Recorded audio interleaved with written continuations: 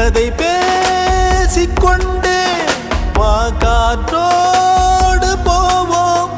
உரையாடல் தீர்ந்தாலும் உன் மௌனங்கள் போதும். இந்த புல் பூண்டும் பறவையும் நாமும் போதாதா?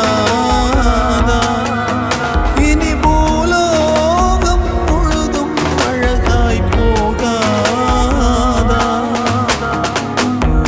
முதல் முறை வாழ பிடிக்குதே, முதல் முறை வெளிச்சம் பிறக்குதே, முதல் முறை முறிந்த கிளையொன்று பூக்குதே,